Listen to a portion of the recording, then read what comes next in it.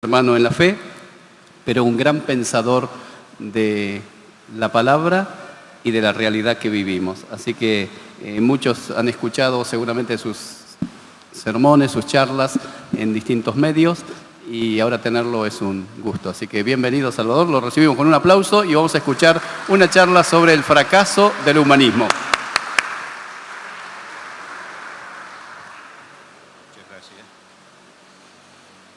Bueno, es la primera vez en mi vida que estoy en una jornada. Para mí las jornadas eran esos días en que yo tenía que cuidar a los nietos. ¿No es cierto? Para mí era eso. Mi hijo decía, tenemos jornada, vengan los chicos a casa. Y entonces, para saber un poco qué es jornada, yo tengo un amigo que es profesor de la universidad, tiene 82 años en este momento y sigue ejerciendo.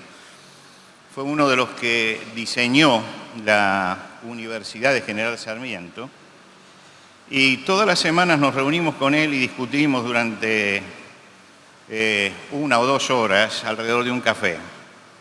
Entonces, como venía acá, le dije, mira, digo, tengo una jornada, Guillermo, explícame qué es una jornada.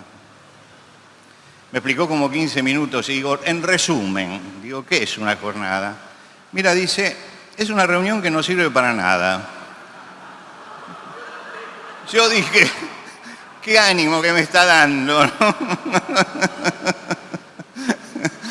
Después hablé con mi hijo y entonces mi hijo me dijo, no, mira, es exagerado, sirve si se la maneja bien. Si no se la maneja bien, no sirve para nada.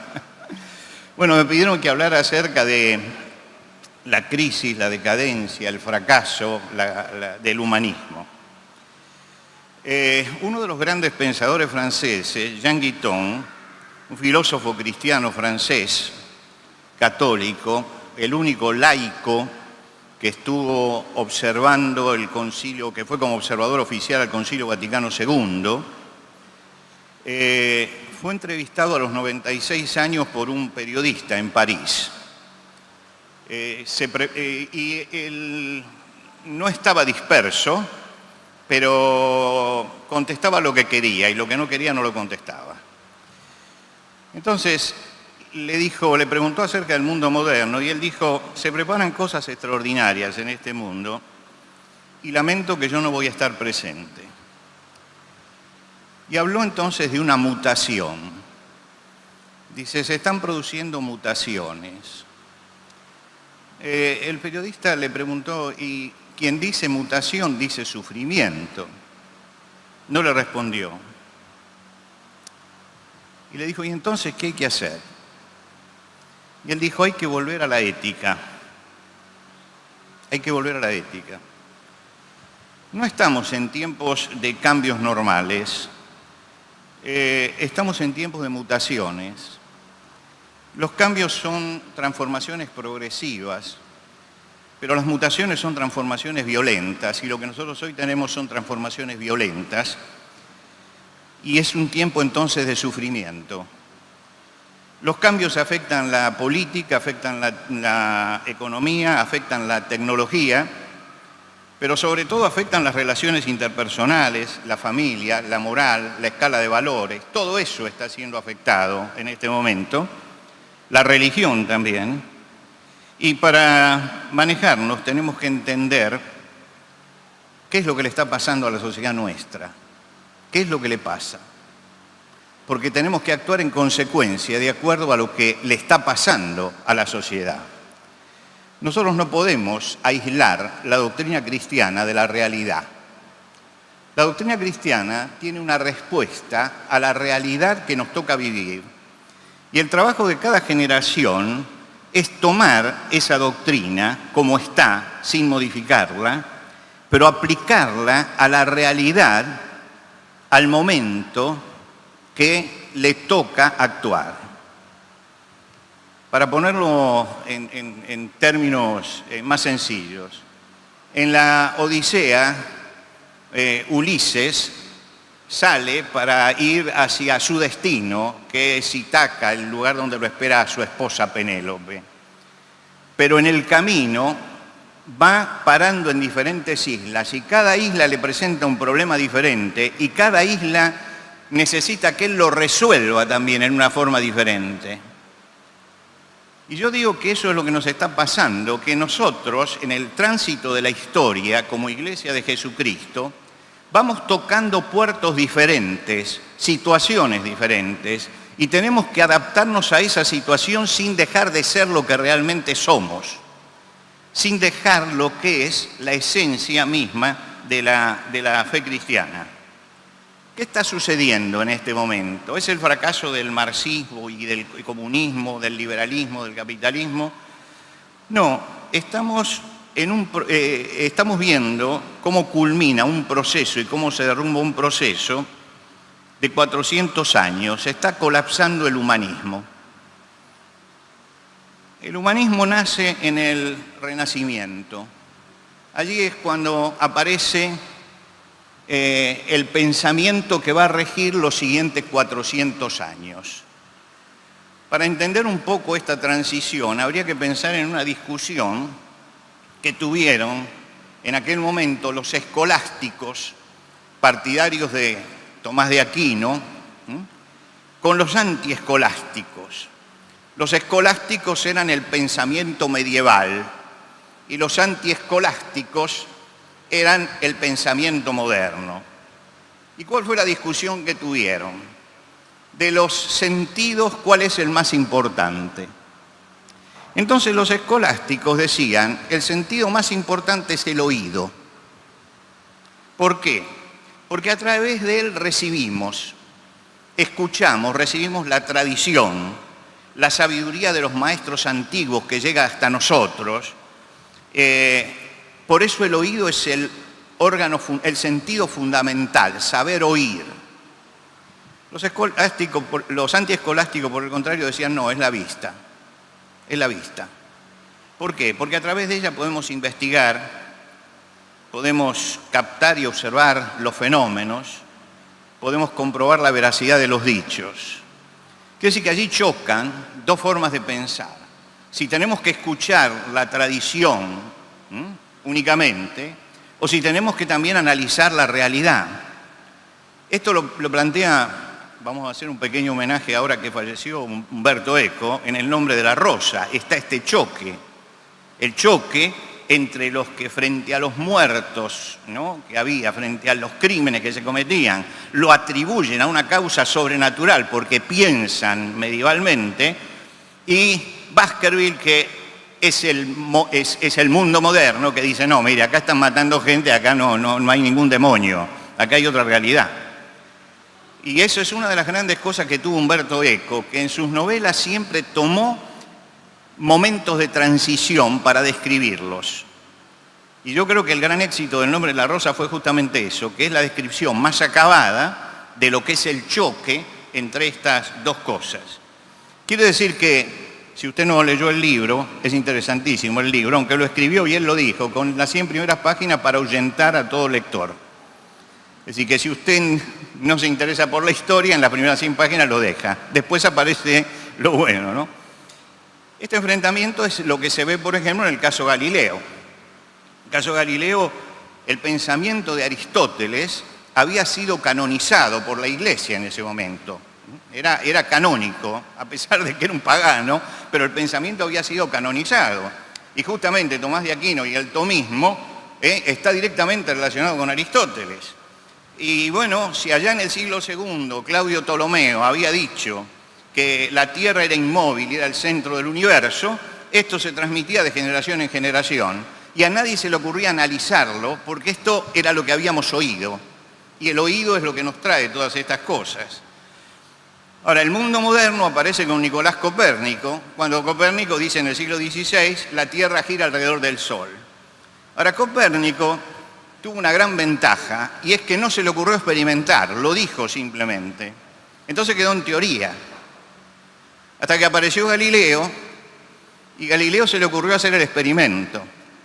Entonces le robó a los hermanos holandeses el telescopio, el anteojo en aquel momento, le cambió la caja, dijo que era un invento de él, porque era un pícaro realmente, Galileo era un pícaro para esto, y empezó a mirar, y cuando miró, dijo, no, Copérnico tiene razón. El espíritu medieval condena a Galileo. ¿Y por qué lo condena a Galileo? Porque en el libro de Josué dice que el sol se paró. Y entonces, cuando Galileo les decía, pero miren por el anteojo lo que pasa, no querían ver. Y se habían encerrado en una interpretación rígida, literalista de la Biblia, hasta el punto de que realmente habían chocado con la realidad. El caso Galileo, 400 años después, bueno, lo perdonaron. Pero yo escribí por allí un artículo con toda la bronca, porque a veces uno escribe con la víscera, diciendo 400 años después no necesita ninguna reivindicación Galileo, lo reivindicó la realidad. Así que no hay que reivindicarlo, ya está reivindicado, desde el momento que la Tierra gira alrededor del Sol. Ahora, ese cambio implicó también una valoración diferente de la sabiduría, porque hasta ese momento, en el medioevo, la sabiduría eran los teólogos y la filosofía teológica, mientras que en la modernidad entra el científico. Y entonces es el biólogo, el físico, el astrónomo que ven e investigan. Y la diferencia entre ambas épocas es que mientras que el medioevo estaba centrado en la trascendencia y en la espiritualidad, empieza una época donde abandonamos el tema de la trascendencia y de la espiritualidad como fundamental y nos centramos en la temporalidad y en la razón, que son las dos cosas que caracterizaron la modernidad. Allí es cuando empieza nuestro problema. Y esto se ve, ustedes saben que el Renacimiento se anticipa prácticamente 100 años en la ciudad de Florencia, que es la ciudad renacentista por antonomasia, ¿no es cierto? Yo estuve varias veces en la ciudad de Florencia y tuve oportunidad de recorrer y mirar muchas de estas cosas. Lamento que como soy un latinoamericano no puedo hacer una película con esto, pero me hubiera gustado hacerlo, pero no tengo un productor para hacerlo. En Florencia, Dante escribe la Divina Comedia, que es la representación del pensamiento medieval. El cielo, el infierno, el purgatorio forman las tres partes con ese equilibrio perfecto de 33 cantos para cada uno y un canto de introducción, ¿no? Ese es un monumento realmente maravilloso. El hombre, pero ¿cuál es la inquietud? Al margen de lo que teológicamente pensemos, ¿no es cierto?, del purgatorio y todo lo demás. ¿Cuál es la inquietud? Y la inquietud de Dante es el hombre en relación a lo trascendente. Dante está preocupado por eso. El destino eterno del hombre era más importante que lo contingente. Por lo tanto, él recorre y mira cuál es el destino final en el infierno y ve las almas que están allí gimiendo, ¿no? Y es mucho menos interesante el paraíso, pero es muy interesante el infierno, ¿no? En su manifestación de lo que es la mentalidad medieval. Yo dedico los meses de enero y febrero a leer los clásicos y en este momento estoy leyendo nuevamente la Divina Comedia en una versión que los profesores, que son profesores de literatura y quieren aconsejar, les aconsejo para los alumnos, que es mucho más llevadera, que es la editorial Océano. Océano sacó una versión de la Divina Comedia mucho más fácil que la que había sacado Europa, España, la editorial de España, ¿cómo se llama? ¿Alguien me ayuda? ¿Cómo? Planeta había editado, mucho más interesante que esa. Quiero decir que esa es la inquietud de Dante. Pero en la misma ciudad de Florencia, Boccaccio escribe el Decamerón. Y el Decamerón, ¿cuál es la preocupación del Decamerón? La preocupación del Decamerón es las pasiones humanas irrefrenables, el hombre en su dimensión temporal. Ahora, ¿qué distancia hay entre la Divina Comedia y el Decamerón? 35 años nada más, en el mismo lugar. Lo que quiere decir que se está notando ese cambio ya en la ciudad de Florencia en el siglo XIV. que había surgido otra cosa. El énfasis ahora no iba a estar puesto en lo trascendente, lo eterno, y la preocupación no iba a ser esa. Ahora nos vamos a preocupar por lo de abajo y nos vamos a preocupar por la razón. Fíjense que William Shakespeare, todos los dramas de Shakespeare se preocupan del problema humano, y están todos los problemas humanos en Shakespeare, todos los problemas. Pero lo trascendente no aparece como algo fundamental. Lo fundamental son las pasiones humanas. Dos formas de ver la vida y el mundo se encontraron allí. Se desplaza la visión trascendente de la vida y se instala una visión secularizada. Quiere decir que empezamos a ver el siglo, lo de hoy, y nos olvidamos de lo trascendente. Y esta visión aparece y se ve en el arte. Por ejemplo, Miguel Ángel en el David o en el Moisés, lo que plantea son dos colosos, el hombre como un coloso realmente. No aparece la espiritualidad de ellos, aparece la fuerza humana. Yo tuve la oportunidad de estar más o menos, la última vez, 2 horas mirando el David de cerca, no había nadie en la San Pedro en Vincoli, y me fui muy temprano para mirarlo de cerca, y veía las venas de David, ¿no?, de los músculos que están estallando. Es el retrato de la ira del hombre, realmente. Es el hombre con toda su fortaleza y con toda su fuerza. Lo mismo pasa con el David. El David celebró una victoria de Florencia sobre un enemigo mucho más grande. Y el David está con la honda preparada y la piedra colgando, y está mirando y está calculando, y es el hombre que va a vencer por el cálculo exacto, no porque el poder de Dios lo sostiene. Es decir, ahí lo espiritual va saliendo. Claro, Miguel Ángel va a tener una evolución importante en su vida, donde él va a volver a lo espiritual, va a volver y va a volver con muchísima fuerza. Y él va a terminar sus días creyendo en la justificación por la fe. Si Dios me da vida y tiempo, quiero escribir un libro sobre la evolución espiritual de Miguel Ángel, que no lo va a leer nadie, pero creo que la familia, en general uno escribe para uno mismo, ¿no? Pero estuve justamente revolviendo en las librerías del Vaticano para encontrar mucho material sobre esto. Y hay muchísimo material que demuestra que Miguel Ángel, en sus obras, va evolucionando hacia la justificación por la fe. Y llega a la justificación por la fe. Y no llega solo, sino que él fue amigo de Victoria Colonna, y Victoria Colonna estaba influenciada por el protestantismo. Y ella es la que le transmite que la salvación no puede venir por las obras del hombre. Y en uno de sus últimos poemas, él dice que vana es la pintura y vana la escultura. Tiene 80 años ya. Es como si renunciara a todo lo que había hecho, y él dice, solo espero en la gracia de los brazos abiertos del crucificado que me reciban.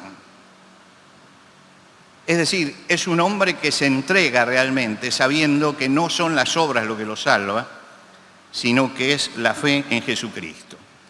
Ahora, si nosotros queremos detenernos un poco en cómo se expresaba en ese momento, tendríamos que ir al Museo de Londres. En el año 1533, Hans Holbein, que estaba de paso por Londres, no era de allí, era flamenco. Esto es muy importante. La pintura flamenca tiene la característica de que usan mucho los símbolos. Los renacentistas del sur, Leonardo, Miguel Ángel, Rafael, los criticaban porque decían que eran crípticos sus cuadros. Ahora, Hans Holbein se traslada a Inglaterra y pinta un cuadro que está en el Museo de Londres, que se llama Los Embajadores. Este cuadro, Los Embajadores, está hablando de un mundo en pleno cambio. ¿Por qué son embajadores? Están negociando en la corte de Londres. ¿Por qué negocian? Y negocian porque hay un problema entre Enrique VIII y el Papa. Enrique VIII quiere que el Papa lo divorcie de Catalina, su esposa, porque quiere casarse con su amante. Y el Papa le dice que no, pero no por una cuestión moral, sino porque Catalina es la tía de Carlos V.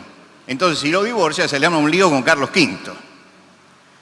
Entonces, se está moviendo el equilibrio de aquel momento y le mandan 2 embajadores para convencerlo, Francia, de que se mantenga en la genuina fe romana.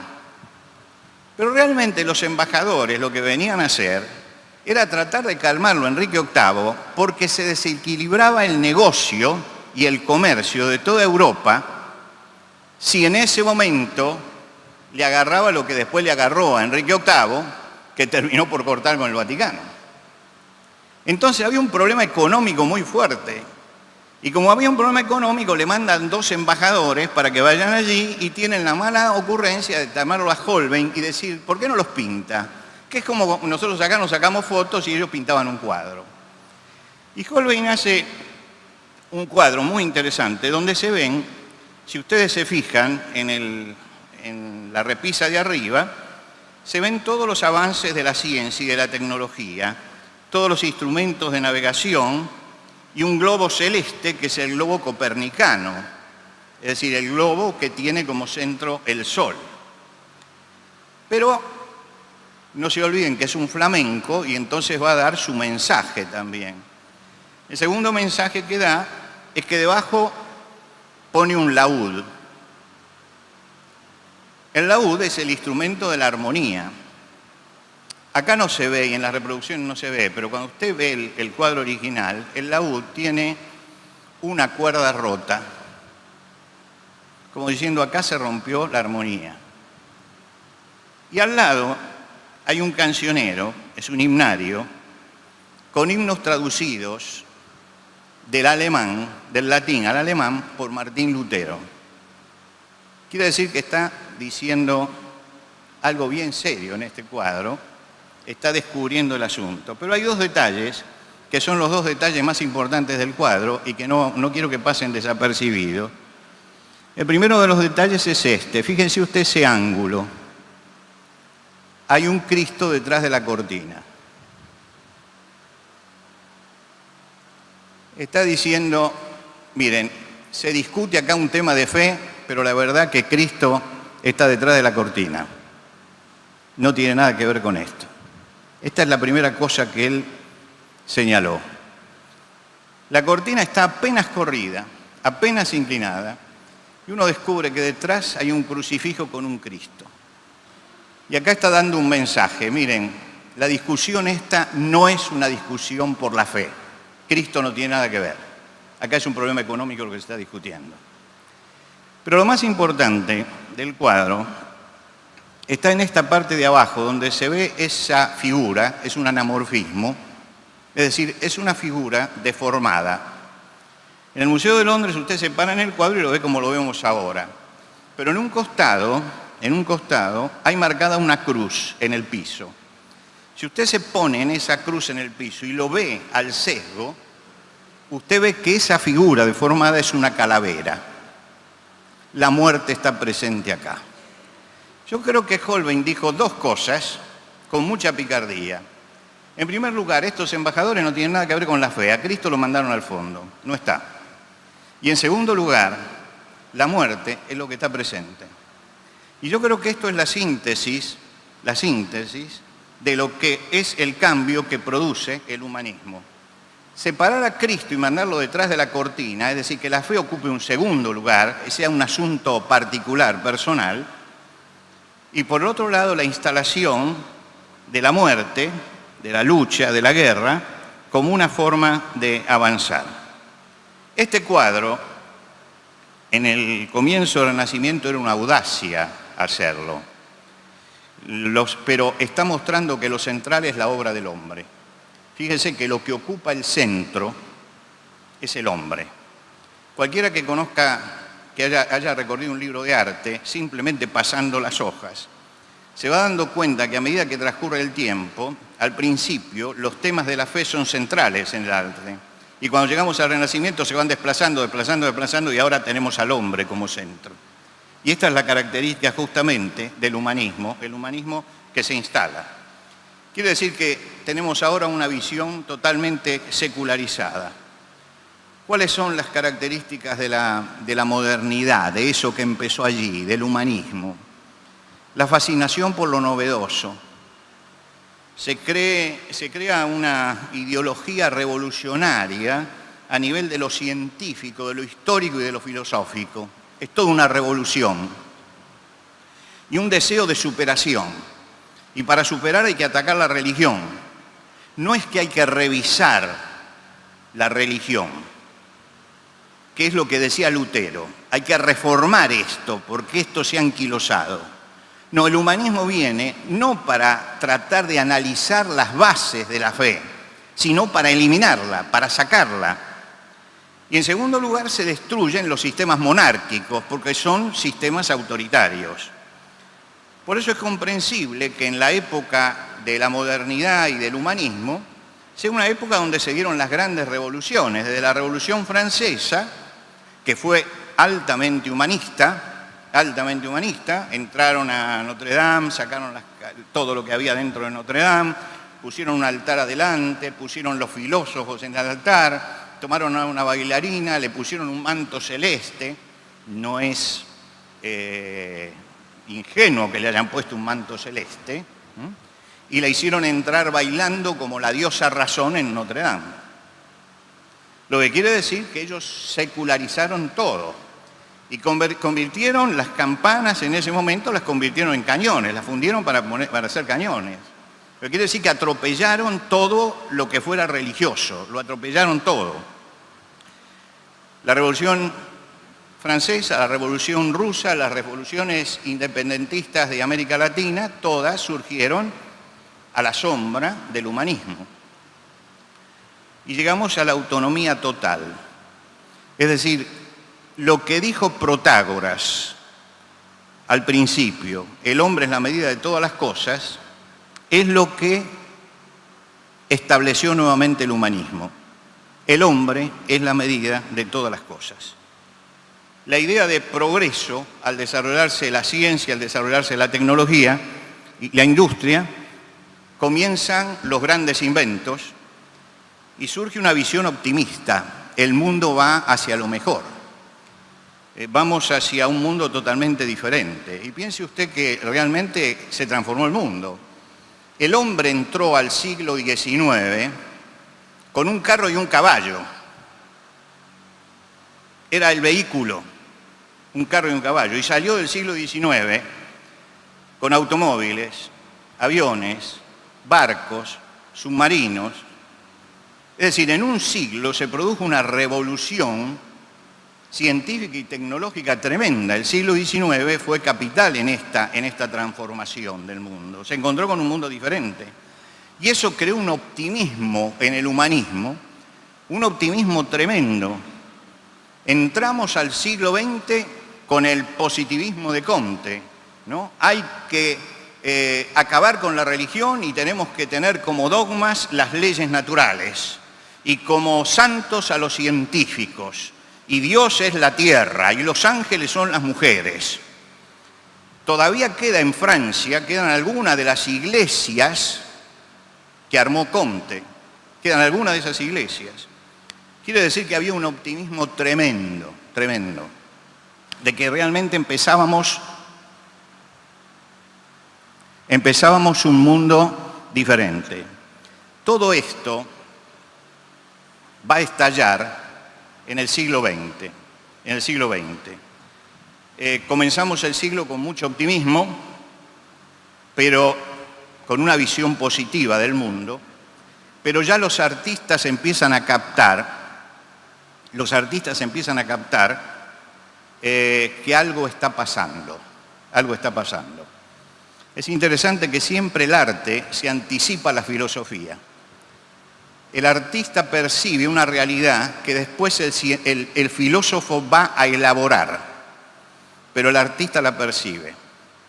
Y en el año 1907, fíjese, tome nota de la fecha, 7 años antes de la Primera Guerra Mundial, Picasso presenta este cuadro, Las señoritas de Aviñón. Le dijeron a Picasso que podía colgarse detrás del cuadro porque era el fracaso de la pintura. Se lo dijeron sus propios compañeros. Pero Las señoritas de Aviñón es el primer cuadro que anuncia el cubismo. Es la visión de Picasso. ¿Cuál es el tema central? Fíjense, en la Edad Media el tema central era Dios y la espiritualidad. Con el humanismo el tema central era el hombre y sus logros. Ahora es un burdel. Lo que él pinta es eso. Las señoritas de Aviñón no son señoritas. No son señoritas. Son prostitutas. Y él pinta eso. Fíjese usted cómo fue cambiando el asunto, que pasamos de lo sagrado y lo trascendente a lo temporal y a la decadencia finalmente. Y él lo que pinta es eso. Y fíjense ustedes que hay algunas caras muy particulares que él se inspiró en máscaras primitivas de África. Había estado estudiando esto. Y yo creo que él dijo unas cuantas cosas. En primer lugar, el hombre se está fragmentando. Hay diversos planos que rompen la figura humana. Nada está en su lugar. Y se vuelve al primitivismo. Y este cuadro lo pinta en medio del positivismo, cuando el optimismo era el pan nuestro de cada día. Y por eso le dijeron que con ese cuadro no iba a ningún lado. 7 años después, la Primera Guerra Mundial. La Primera Guerra Mundial, mi abuelo paterno fue combatiente en la Primera Guerra Mundial, me mostraba las medallas de combatiente. Decía, guerra per la civiltà, guerra por la civilización. Fueron a la guerra diciendo, es la última guerra, después de esta no hay más guerra. Con esto terminamos. Con esto establecemos la civilización. Es el humanismo llegando a su máxima expresión. Ahora, ¿cuántas guerras hubo en el siglo XX? ¿Cuántas guerras? ¿Qué guerra se acuerda usted del siglo XX? A ver. Segunda Guerra, está bien. ¿Qué otra? Vietnam. Sí.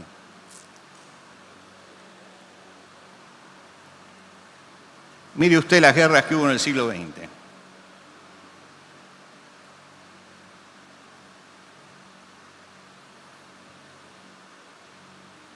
...50 guerras hubo en el siglo XX. 50 guerras. 160 millones de muertos. Más muertos que en guerra, más muertos que en los cuadruplica la cifra de los 4 siglos anteriores. La cuadruplica. Civiles muertos, en 1970 el 73%, en el 80 el 85%, en el 2000 el 90%. ¿Por qué? Porque se está usando la tecnología. En las guerras antiguas, el que iba a luchar tenía que enfrentarse con el otro soldado. Los civiles no morían porque se ponían al costado. Ahora ya no. Ahora ya la tecnología lleva a esto. ¿Y esto qué significa? Que nunca habíamos tenido un siglo tan salvaje como este. Nunca tuvimos un siglo tan salvaje como el siglo XX. Calculen ustedes lo que significa esto, y a esto habría que sumarle 6 millones de judíos y todo lo demás muertos en los campos de concentración de Hitler.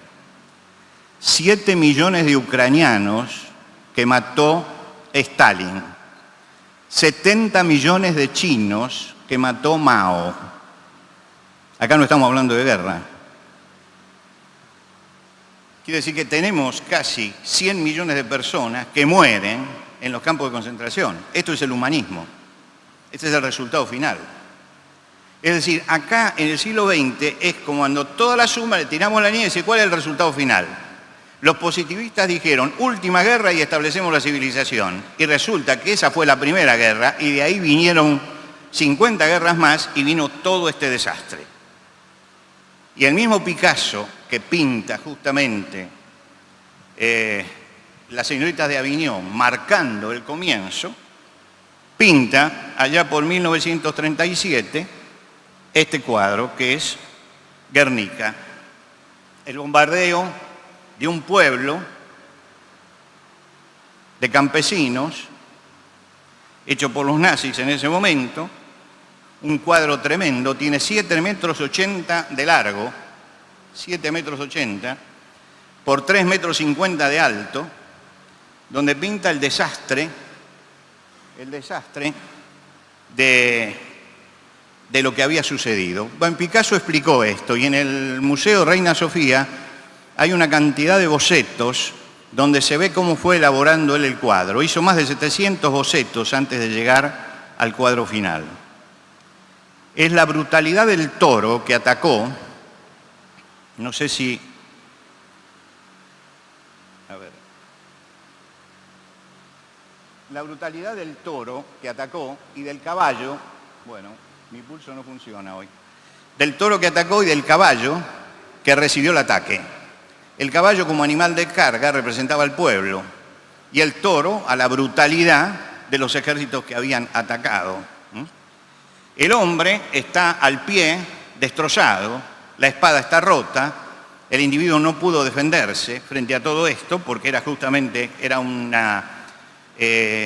un bombardeo lo que habían recibido, y podemos ir mirando por trozos algunas cosas.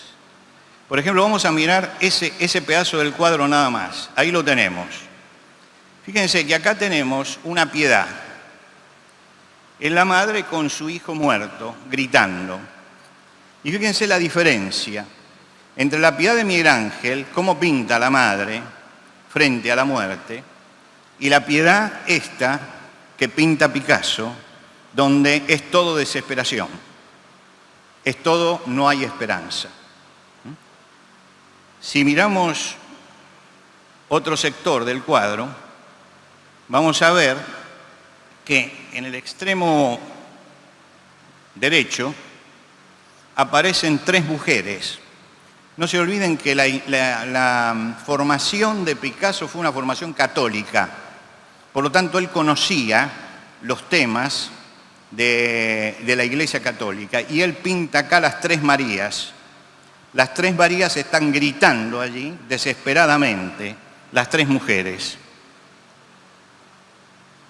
Y volvemos ahora a la parte central, esta parte, y fíjense ustedes este detalle. En el medioevo se colocaba allí el ojo de Dios mirando. Acá él pone a la tecnología mirando. Lo que quiere decir que están todos los elementos de la fe, pero todos trastocados.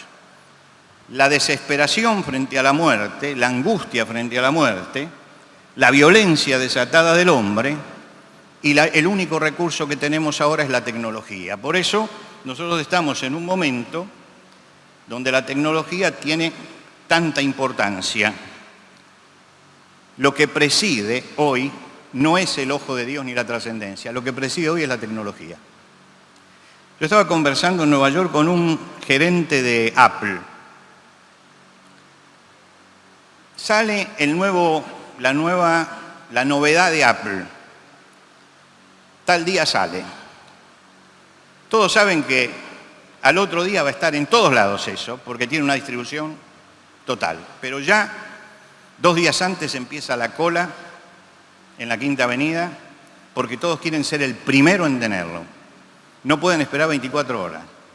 A mí me asombró tanto que fui a conversar con el gerente que lo conocía, porque es un hombre creyente, y le dije, escúchame, vos que estás en todo esto, ¿qué es lo que pasa?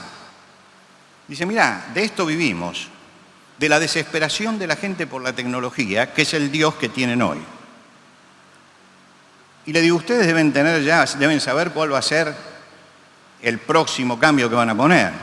Se rió y me dijo, no, nosotros sabemos qué es lo que vamos a sacar dentro de 7 años,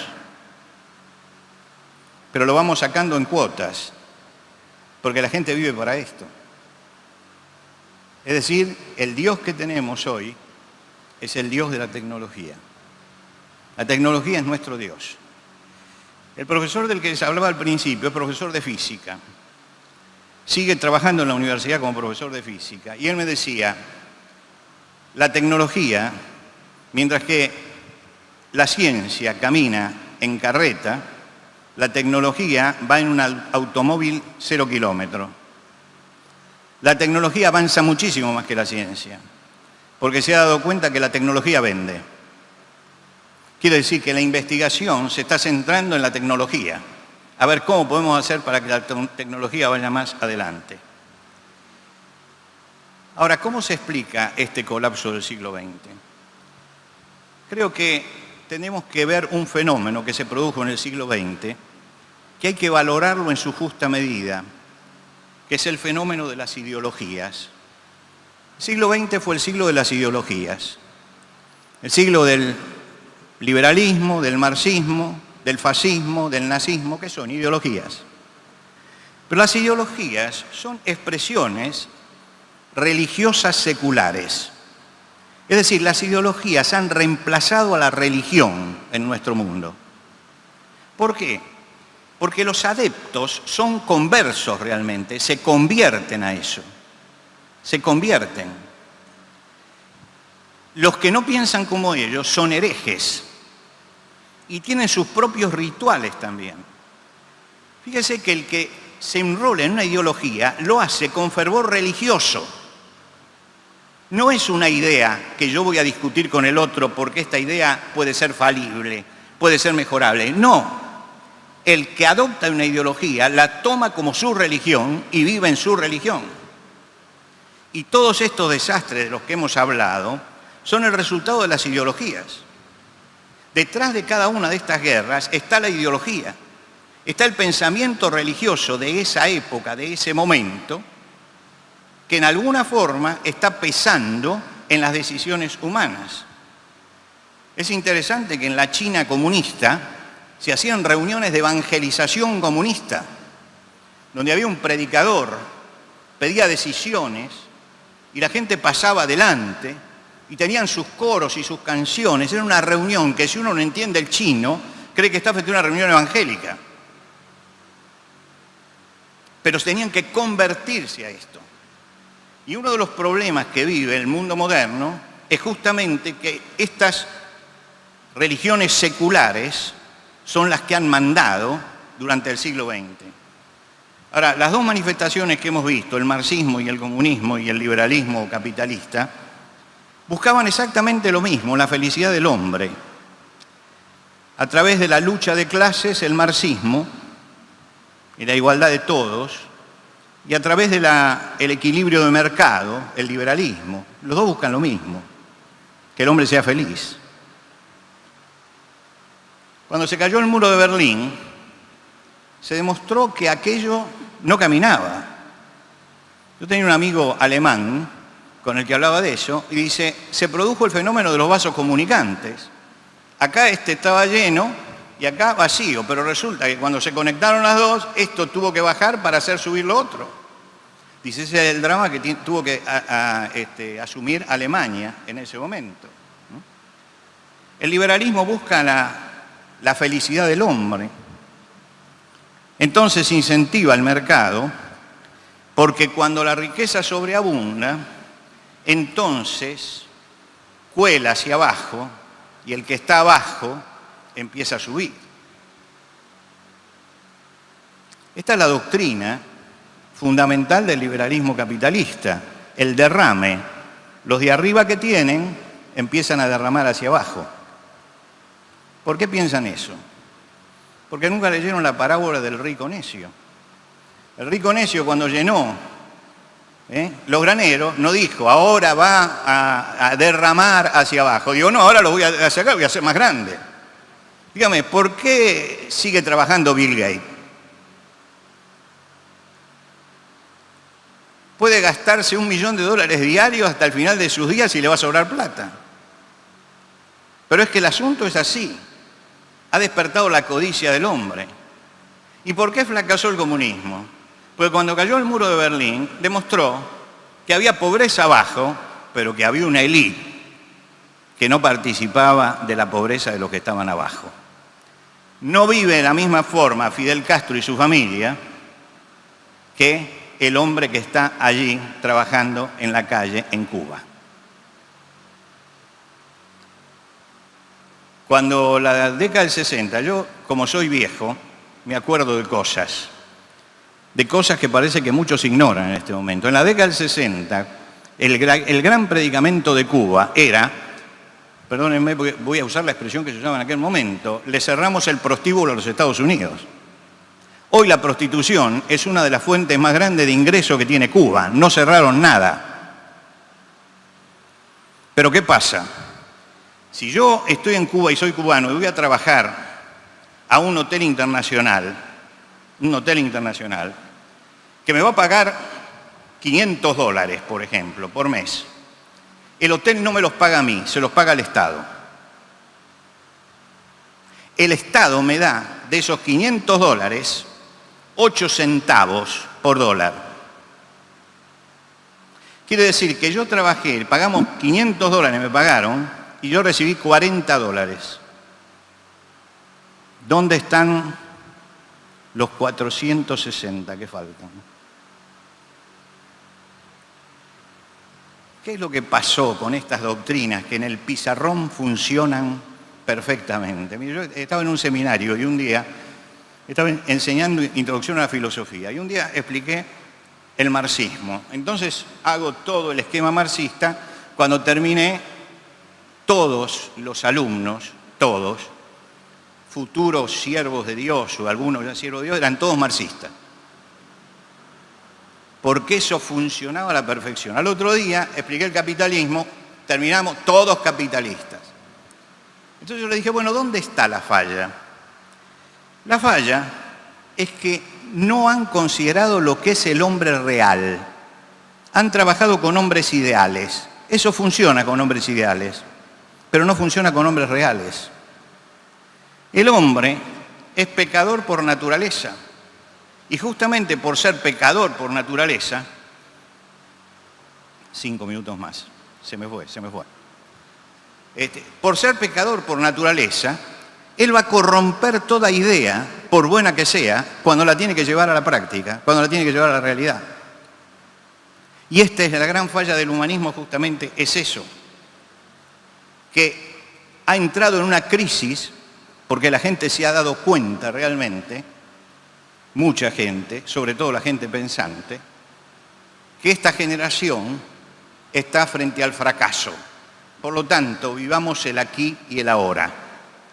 Yo digo que el humanismo llenó primero al hombre de soberbia, va a alcanzar la felicidad. En la segunda etapa lo sumió en la desesperación, ¿no? ¿La desesperación de qué? De ver que no llegaba a esto. Y en la tercera etapa lo llevó al narcisismo. Ahora tengo que pensar únicamente en mí. Fíjense que Camus, en el mito de Sísifo, hace un planteo increíble. Él dice, no hay más que un problema filosófico verdaderamente serio. No hay más que un problema filosófico verdaderamente serio, el suicidio. Saber si la vida vale la pena o no vivirse. Dice, las demás cosas de la filosofía, si el mundo tiene 3 dimensiones, si el espíritu tiene 9 o 12 categorías, viene a continuación. Se trata de juegos. Primero hay que responder esto, si la vida vale la pena vivirse. Quiere decir que un pensador del siglo XX me está diciendo, mire, hemos llegado al vacío total. No sabemos realmente qué sentido tiene la vida. El Centro Pompidou de Francia, Museo de Arte Moderno, uno de los más importantes del mundo, en el año 2009 preparó una retrospectiva. Es decir, vamos a ver qué fue lo mejor de todo lo que, algo que sea representativo de todo lo que se ha presentado en este museo. 2 años de trabajo los que estaban preparando la retrospectiva. Le habían dado 9 salas para que prepararan la retrospectiva. El tema era los resultados del arte del siglo XX. Yo les voy a mostrar las salas.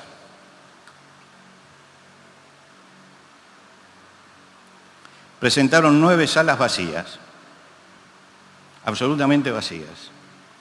Un periodista dijo, el vacío no es ausencia, el vacío no es negación, es una presencia activa y palpable en nuestra sociedad. Creo que fue quien mejor lo definió.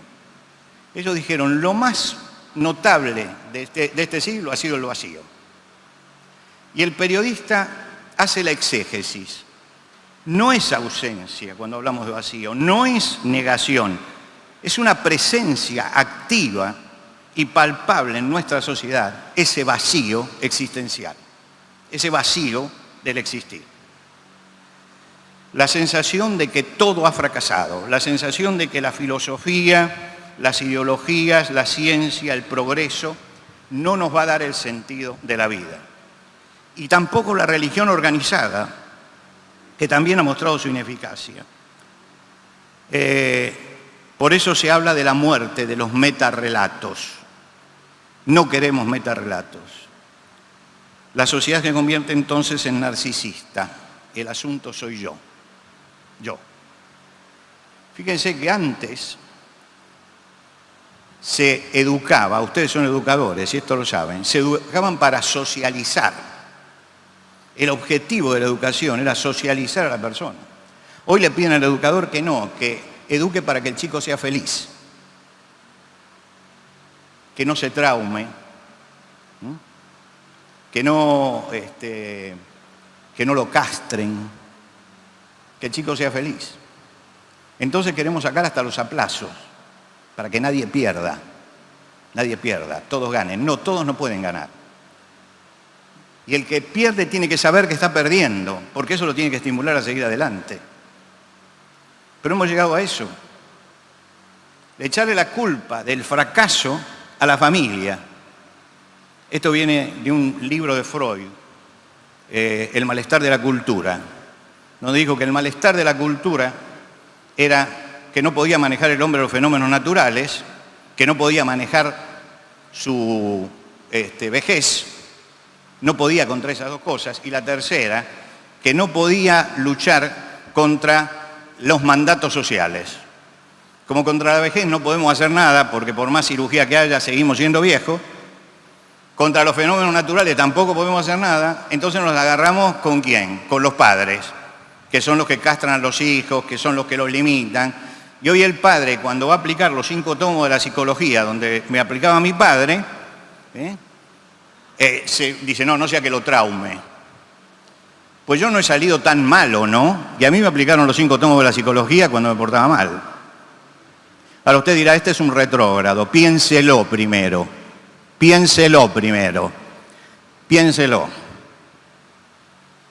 Si no nos estamos equivocando en todo eso. Yo creo que este es el gran desafío que tienen los educadores de hoy. Si vamos a seguir educando para que no se traume, vamos a seguir educando para que ese hombre se socialice. Porque tenemos cada vez más jóvenes que no se han socializado. Y eso tiene la culpa la familia, que ha influenciado incluso en la educación. Yo me acuerdo que cuando la maestra en aquel momento llamaba al padre, mi viejo me castigaba por las dudas. Por las dudas. Hoy vienen y se pelean con el profesor o con el maestro. Eso es lo terrible de hoy, ¿no? Es una sociedad narcisista. No se entendió al hombre real. Uno de los que se atrevió a decirlo, de los pensadores, dame 5 minutos más. Sí.